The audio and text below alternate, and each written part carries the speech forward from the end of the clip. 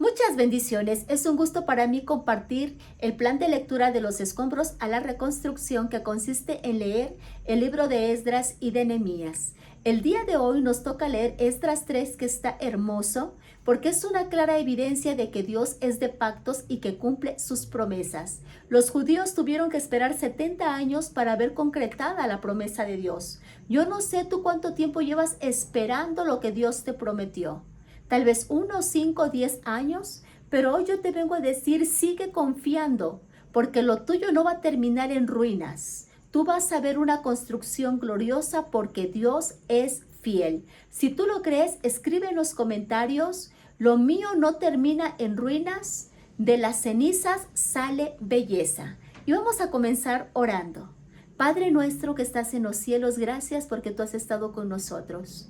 Yo sé que tú nos has traído a través de este plan de lecturas porque tenemos la orden tuya de reconstruir y estamos accionando, estamos creyendo a tu palabra. El enemigo no se va a burlar de nosotros. Lo nuestro no va a terminar hecho pedazos, sino vamos a ver una edificación gloriosa. Y gracias porque en este capítulo 3 tú nos das las bases para la reconstrucción. Gracias por lo que tú vas a hablar a nuestro corazón. En el nombre de Cristo Jesús, amén y amén. Toma tu Biblia, tu libreta de apuntes y comienza a anotar todas esas palabras claves que van a ministrar tu corazón profundamente. Y vamos a iniciar con la lectura de Esdras capítulo 3. También te quiero pedir que tú compartas con algún amigo, con algún compañero de trabajo que necesite escuchar estas palabras de motivación para accionar, para comenzar a reconstruir. Dice Esdras 3. Cuando llegó el mes séptimo, y estando los hijos de Israel ya establecidos en las ciudades, se juntó el pueblo como un solo hombre en Jerusalén. Entonces se levantaron Jesúa, hijo de Josadat, y sus hermanos los sacerdotes, y Zorobabel, hijo de Salatiel, y sus hermanos, y edificaron el altar del Dios de Israel para ofrecer sobre él holocaustos, como está escrito en la ley de Moisés, varón de Dios. Y colocaron el altar sobre su base, porque tenían miedo de los pueblos de las tierras, y ofrecieron sobre él holocaustos a Jehová, holocaustos por la mañana y por la tarde. Celebraron asimismo la fiesta solemne de los tabernáculos, como está escrito, y holocaustos cada día por orden, conforme al rito, cada cosa en su día. Además de esto, el holocausto continuó las nuevas lunas y todas las fiestas solemnes de Jehová, y todo sacrificio espontáneo, toda ofrenda voluntaria a Jehová. Desde el primer día del mes séptimo comenzaron a ofrecer holocaustos a Jehová, pero los cimientos del templo de Jehová no se habían echado todavía. Y dieron dinero a los albañiles y carpinteros, asimismo comida, bebida y aceite a los sidonios y tirios, para que trajesen madera de cedro desde el Líbano por mar a Jope, conforme a la voluntad de Ciro, rey de Persia, acerca de esto. Versículo 8. En el año segundo de su venida a la casa de Dios en Jerusalén, en el mes segundo, comenzaron Zorobabel, hijo de Salatiel, Jesúa, hijo de Josadat, y los otros sus hermanos, los sacerdotes y los levitas, y todos los que habían venido de la cautividad de Jerusalén, y pusieron a los levitas de 20 años arriba para que activasen la obra de la casa de Jehová. Jesúa también, sus hijos y sus hermanos, Cadmiel y sus hijos de Judá, como un solo hombre asistían para activar a los que hacían la obra en la casa de Dios, junto con los hijos de Genadad, sus hijos y sus hermanos levitas. Y cuando los albañiles del templo de Jehová echaban los cimientos, pusieron a los sacerdotes vestidos de sus ropas y con trompetas, y a los levitas, hijos de Asaf, con címbalos, para que alabasen a Jehová según la ordenanza de David, rey de Israel. Y cantaban, alabando y dando gracias a Jehová y diciendo, porque Él es bueno, porque para siempre es su misericordia sobre Israel. Y todo el pueblo clamaba con gran júbilo, alabando a Jehová, porque se echaban los cimientos de la casa de Jehová. Y muchos de los sacerdotes, de los levitas y de los jefes de casas paternas, ancianos que habían visto la casa primera, viendo echar los cimientos de esta casa, lloraban en voz alta, mientras muchos otros daban grandes gritos de júbilo, y no podía distinguir el pueblo el clamor de los gritos de alegría de la voz de lloro, porque clamaba el pueblo con gran júbilo, y se oía el nudo hasta de lejos. Vamos a comenzar con el análisis de este capítulo 3. A mí me llama mucho la atención que el versículo 1 dice: cuando llegó el mes séptimo y estando los hijos de Israel ya establecidos en las ciudades. Aquí dice claramente que los hijos de Israel ya estaban establecidos. Es decir, ellos ya tenían un proyecto, ya tenían una agenda que realizar, tenían actividades para el día al día. Ellos ya estaban establecidos. Pero a mí me encanta lo que continúa diciendo este versículo. Se juntó el pueblo como un solo hombre en Jerusalén. ¡Wow! Se juntó el pueblo como un solo hombre. Esto está tremendo porque ellos tenían muchas cosas que realizar. Tenían una tierra que cosechar, mercancías que vender, tenían grano de trigo que moler, pero ellos dicen, todo eso lo vamos a hacer a un lado porque nos tenemos que congregar, nos tenemos que reunir como un solo hombre, porque si nosotros queremos reconstruir, primeramente tenemos que recibir la bendición de Dios que desciende cuando hay unidad, cuando estamos reunidos como un solo hombre. El pueblo de los judíos estaba en un tiempo de reconstrucción y tú hoy estás en un tiempo de reconstrucción. Ellos estaban reconstruyendo sus ciudades, sus casas, pero ellos dicen, si queremos reedificar, primeramente tenemos que poner el enfoque en lo más importante. Hay personas que por el favor y la misericordia de Dios han reconstruido su matrimonio, la relación con sus hijos, su economía, pero aún así el diablo se las ha derribado porque ellos descuidaron lo más importante. Ellos dejaron de buscar a Dios con todo su corazón. Ellos no siguieron las indicaciones de Jesús, mas buscad primeramente el reino de Dios y su justicia, y todas las demás cosas vendrán por añadidura. En otras palabras, lo que Jesús estaba diciendo es, si ustedes me buscan, si ustedes hacen de mí lo más importante, todo lo que ustedes deseen les va a ser añadido. Si ustedes me buscan, si ustedes se congregan, como yo lo he establecido en mi palabra, viene la reedificación de su matrimonio, viene la reedificación de su economía. Si tú quieres reedificar, tienes que colocar el congregarte en primer lugar, porque allí donde están los hermanos juntos es donde hay grande bendición. Y ellos se congregaron en el mes séptimo. Ellos dijeron, en este mes, que es el más importante del calendario judío, nos vamos a congregar como un solo hombre.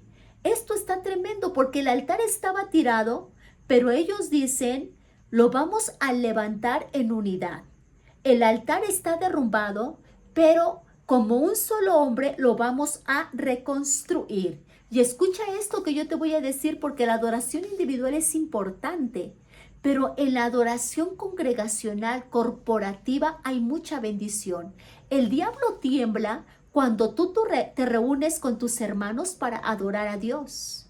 Los demonios tienen dolor de cabeza cuando ven que tú vas a la congregación para ser como un solo hombre, porque cuando hay adoración corporativa, hay sanidad, hay liberación, hay avance, hay oraciones contestadas. Es por eso que el enemigo muchas veces te pone obstáculos para que tú no te congregues.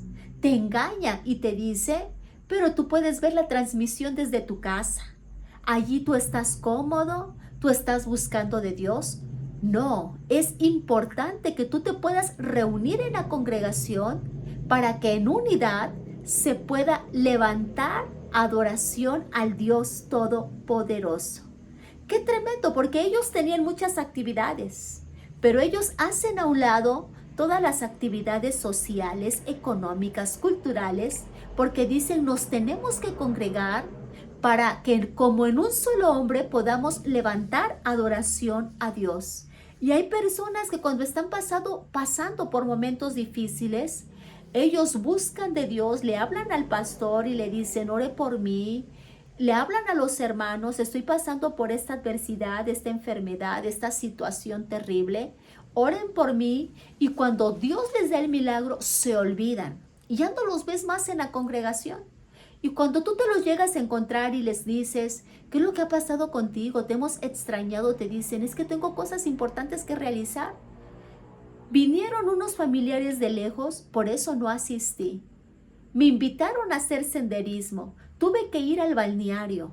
Siempre tienen cosas más importantes que realizar, que llevar a los hijos al fútbol. El diablo les miente y les dice, para que tú puedas estar bien con los de tu casa, mejor quédate. Hay cosas más importantes que el reunirse en la casa de Dios. Hoy yo te vengo hablando como una madre espiritual. Si tú tienes cosas más importantes que Dios, es porque no amas a Dios con todo el corazón. Hoy el Espíritu Santo te dice, deja escanearte, deja que yo te ministre. Y si tú tienes otras cosas como más relevantes que mi presencia, yo te vengo a ayudar. Así que en este día permite que el Espíritu Santo ministre tu corazón y que tú te puedas enamorar de Dios para que Él sea tu prioridad, para que tú te puedas congregar, para que tú anheles el día en que tenemos reuniones y que tú digas, nada me va a quitar de congregarme con mis hermanos, porque donde está la coinonía, allí hay mucha bendición. Y ellos decían, nos vamos a congregar, nos vamos a reunir como un solo hombre porque queremos reconstruir.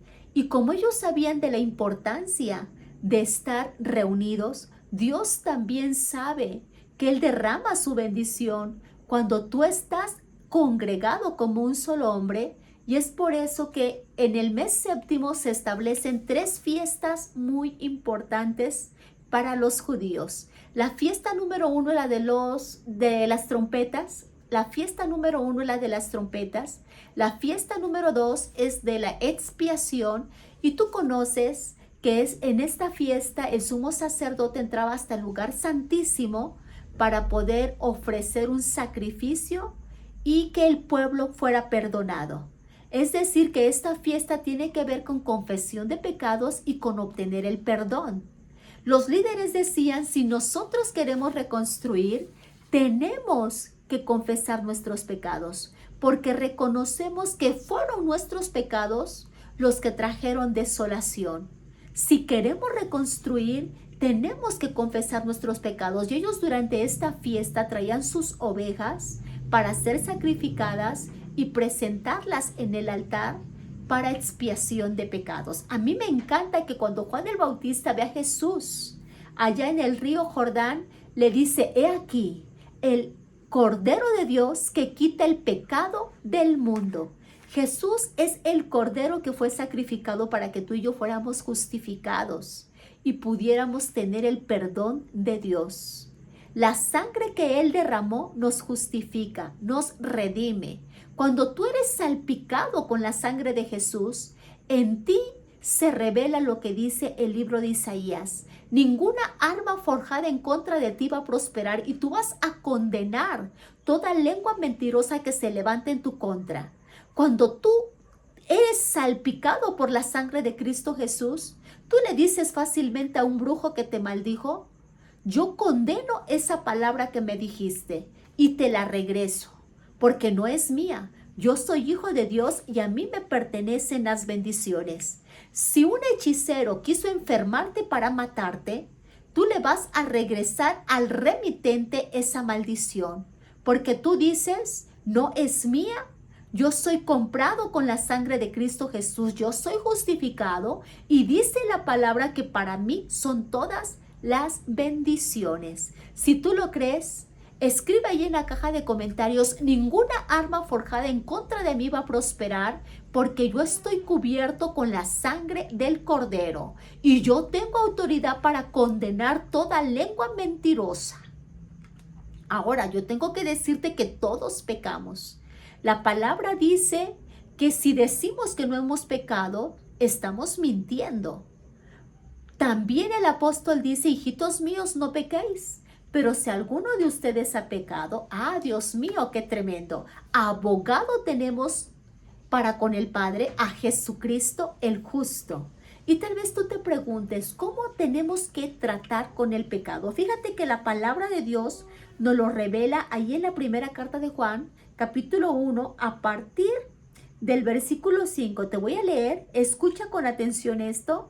Dice, este es el mensaje que hemos oído de él. Y os anunciamos, Dios es luz y no hay ninguna tiniebla en él. Si decimos que tenemos comunión con él y andamos en tinieblas, mentimos y no practicamos la verdad. Pero si andamos en luz, como él está en luz, tenemos comunión unos con otros. Esto es algo clave. Dice, pero si andamos en luz, como él está en luz, tenemos comunión unos con otros y la sangre de Jesucristo, su Hijo, nos limpia de todo pecado. Si decimos que no tenemos pecado, nos engañamos a nosotros mismos y la verdad no está en nosotros. Si confesamos nuestros pecados, Él es fiel y justo para perdonar nuestros pecados y limpiarnos de toda maldad. Si decimos que no hemos pecado, le hacemos a Él mentiroso y su palabra no está en nosotros. Entonces, lo primero que tenemos que hacer de acuerdo a estos versículos es confesarle a Dios nuestros pecados y decirle, perdóname, yo reconozco que soy un pecador. Y número 2, si andamos en luz, debemos de tener comunión unos a otros. De allí la importancia de congregarnos y de formar unidad, que seamos como un solo hombre. Los judíos tenían otra fiesta que celebrar en el mes séptimo y era la fiesta de los tabernáculos. Y en esta fiesta, tú sabes que duraba 7 días y los judíos dormían en casas de campaña recordando y dándole gracias a Dios porque los había cuidado durante su transitar por el desierto. Aquí hay algo que a mí me llama mucho la atención, porque estos judíos que venían del exilio no estaban amargados, no estaban enojados con Dios, no decían, Señor, ¿por qué nos tuviste 70 años en esclavitud? No, ellos reconocían que lo que habían vivido era una consecuencia, di conmigo consecuencia, era consecuencia de haberse olvidado de Dios, de haberle dado la espalda a su maestro. Es por eso que ellos dicen, nosotros tenemos gratitud, nosotros vamos a alabar a Dios, porque sabemos que una de las bases de la reconstrucción es levantar el altar de adoración, pero en congregación. Es levantar el altar de alabanza, pero en coinonía con los hermanos. Y hay algo hermoso, porque cuando tú amas a Dios, tú quieres reunirte, tú quieres congregarte, tú dices, yo le voy a hacer fiesta a mi Dios junto con mis hermanos. Todas las personas que fueron escogidas por Dios para un plan glorioso, levantaron un altar de adoración. Abel levantó un altar de adoración. También tenemos a un Abraham que estaba saliendo de la tierra de Ur de los Caldeos y cuando llegó a la tierra de Canaán, adoró. La palabra nos dice ahí en Apocalipsis capítulo 4, versículo 5, que en el trono de Dios hay adoración.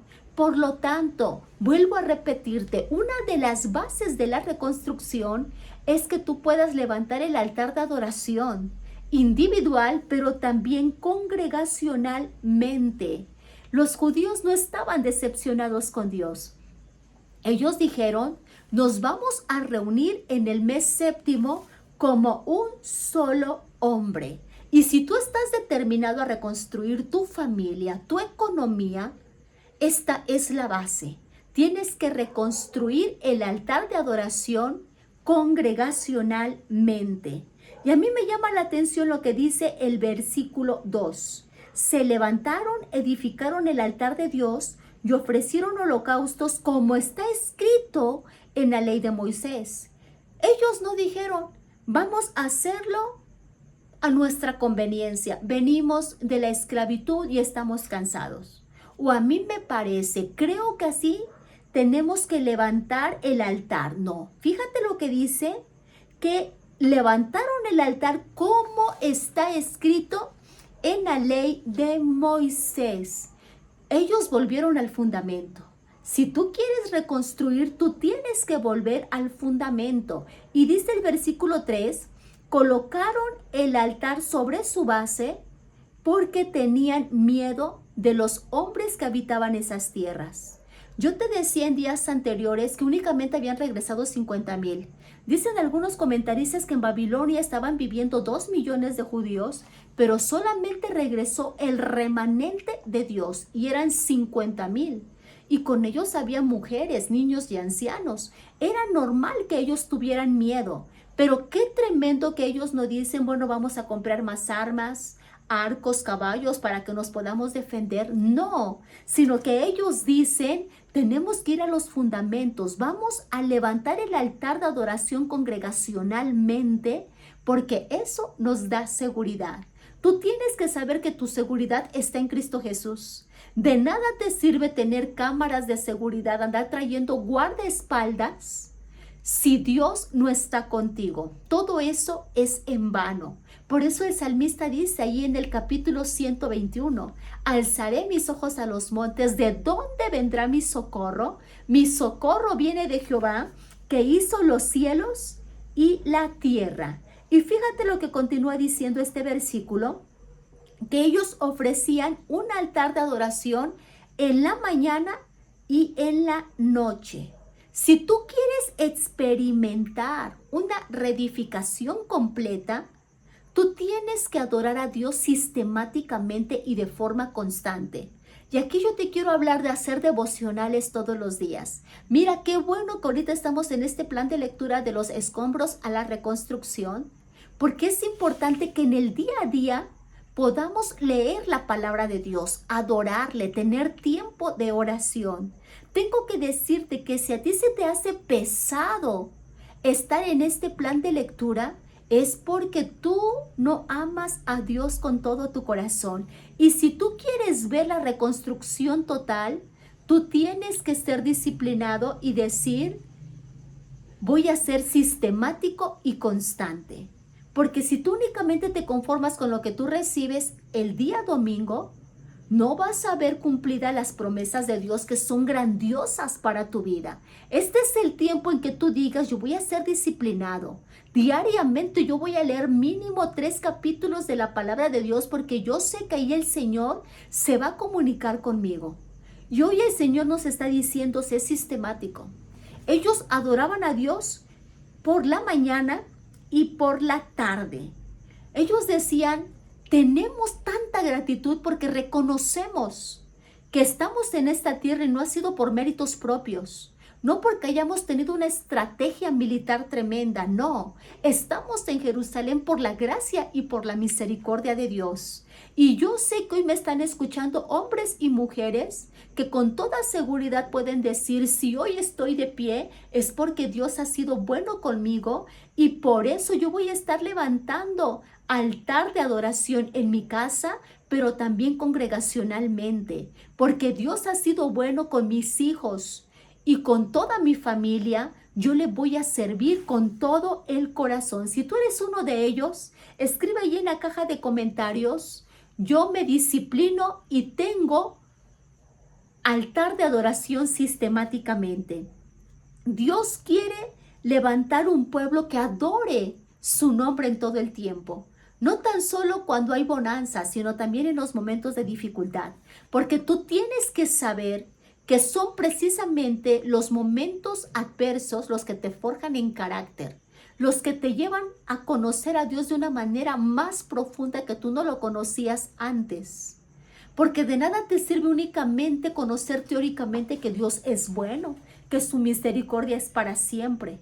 No, es en los momentos de esa enfermedad terrible que te está atacando, cuando tú te tiras en el piso, cuando tú doblas rodillas, y comienzas a darle gracias, aún por eso que estás sufriendo, que tú tienes una revelación más profunda de Dios. Este es el tiempo de que la iglesia pueda adorar a Dios, pueda congregarse en todo tiempo, en la bonanza y en la tempestad, en medio del terremoto, en medio de la paz, pero también en medio de la guerra. Así que di conmigo, yo voy a alabar a Dios en todo tiempo.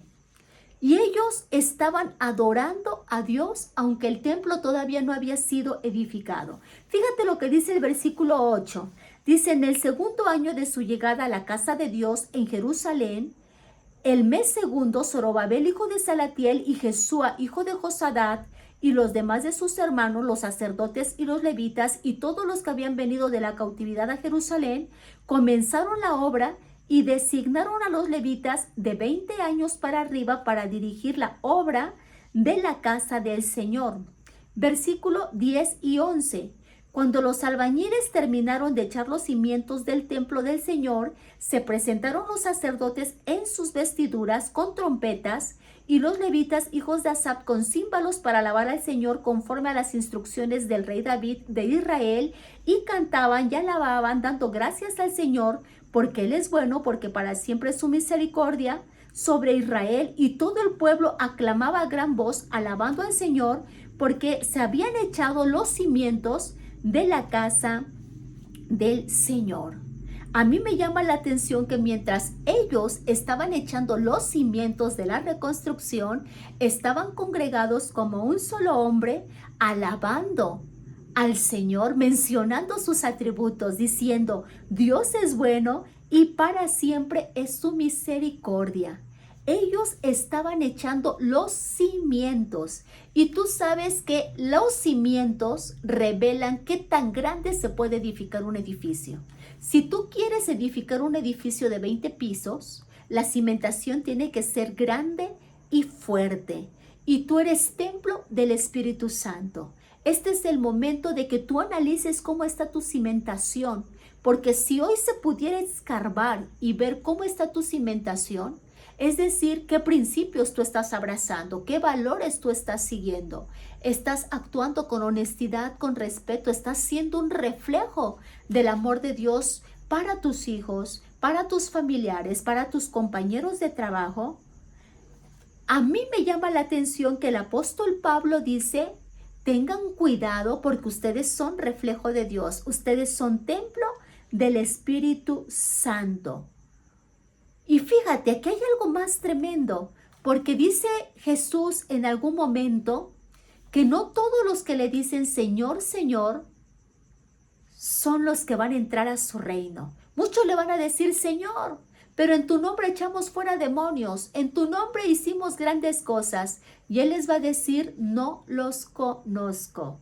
Y después de hablar estas palabras tan fuertes, Jesús, Él comienza a dar la ilustración de los cimientos, que dice así en la palabra, escúchala, dice, cualquiera que oye estas palabras mías y las pone en práctica será semejante a un hombre sabio que edifica su casa sobre la roca. Y cayó la lluvia, vinieron los torrentes, soplaron los vientos y azotaron aquella casa, pero no se cayó porque había sido fundada sobre la roca. Y todo el que oye estas palabras mías y no las pone en práctica será semejante a un hombre insensato que edificó su casa sobre la arena, y cayó la lluvia. Vinieron los torrentes, soplaron los vientos y azotaron aquella casa, y cayó, y grande fue su destrucción. Aquí hay dos hombres que edificaron una casa. Uno edificó sobre la roca, y esta casa se sostuvo aunque vinieron tormentas, aunque cayó lluvia, aunque soplaron vientos, esta casa permaneció. Pero el otro hombre edificó sobre la arena y su casa fue derrumbada. Y dice Dios, cualquiera que oye mis palabras y las pone en práctica es comparado a un hombre sabio. Este es un tiempo de reconstrucción, pero las bases de tu construcción son muy importantes. Es por eso que tú tienes que ser un oidor de la palabra, pero también hacedor. Hoy el Espíritu Santo te está diciendo, quiero que pongas unas bases fuertes. Yo quiero que tú te levantes como un solo hombre, que tú te congregues, que tú adores junto con tus hermanos. Cualquiera que no escucha mis palabras, yo lo compararé a un hombre necio, dice Jesús, que edifica su casa sobre la arena. Hoy yo sé que tú estás edificando sobre la roca y tu cimentación es grande y fuerte. Así que escribe allí en la caja de comentarios, Yo estoy edificando sobre la roca. Yo soy un hombre sabio. Y ya estamos terminando este análisis. Dice el versículo 12, pero muchos de los sacerdotes y levitas y jefes de las casas paternas, los ancianos que habían visto el primer templo, cuando se echaban los cimientos de este templo de delante de sus ojos, lloraban en alta voz. Muchos daban gritos de alegría, y el pueblo no podía distinguir el clamor de los gritos de alegría y el clamor de llanto del pueblo, porque el pueblo gritaba en voz alta y se oía el clamor desde lejos. Fíjate, porque los cimientos ya estaban echados y había un grupo que estaba triste. Y dicen los comentaristas que muchos de ellos eran los que habían salido siendo niños de Jerusalén y que habían visto el primer templo. Ellos estaban tristes porque ellos habían dado cuenta del esplendoroso templo de Salomón. Y estos cimientos eran diferentes a aquellos y estaban tristes. Ellos estaban atorados en su pasado. Y tú no puedes continuar viviendo de tu pasado. Hoy Dios te dice, ve hacia el frente, prosigue hacia la meta, porque lo que yo voy a hacer contigo es glorioso. Sí, lo tuyo está hecho pedazos, pero tu cimentación te va a llevar a una construcción maravillosa. Por eso tú tienes que cuidar la cimentación que estás poniendo en tu reconstrucción. Tú tienes que analizar cómo están tus cimientos y te tienes que gozar, te tienes que alegrar, porque Dios hace nuevas todas las cosas. Él es el que hace florecer en medio del desierto. Él es el que va a hacer de tus cenizas una belleza. Pero es tiempo de analizar bien tu cimentación. Di conmigo, yo me gozo porque estoy cimentando sobre la roca. Y mientras algunos estaban llorando, Dios envió al profeta Ageo para darles motivación. Y a mí me encanta lo que escribe el profeta ahí en el capítulo 2. Dice, ¿quién ha quedado entre vosotros que haya visto esta casa en su gloria primera?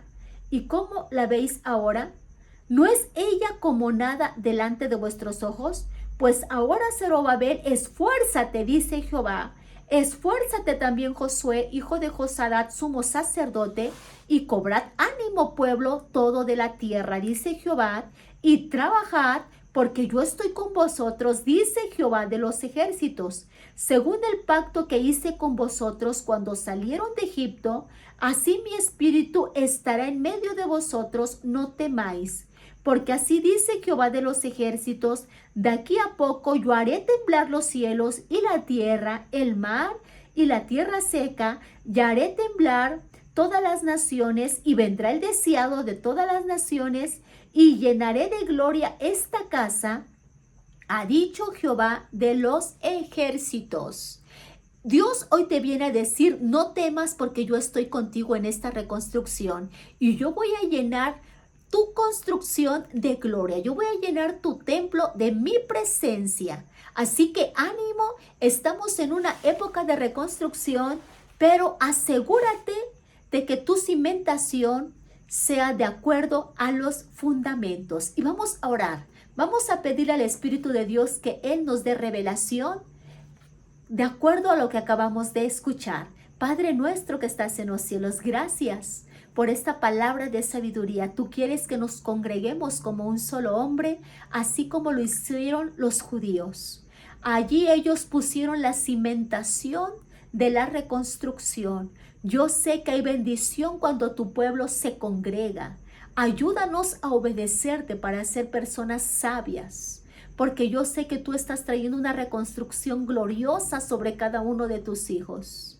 Pero tú nos estás exhortando, nos estás invitando también a que confesemos nuestros pecados, porque en ti hay remisión, en ti hay perdón, y que tengamos comunión unos a otros, porque tú nos vas a bendecir poderosamente, y yo te agradezco, Señor Jesús, por lo que tú estás haciendo. Muchas gracias, Señor Jesús. Amén y amén. Muchas bendiciones. Fue un gusto haber compartido este análisis de Esdras capítulo 3. Nos vemos el día de mañana con Esdras capítulo 4. Muchas bendiciones.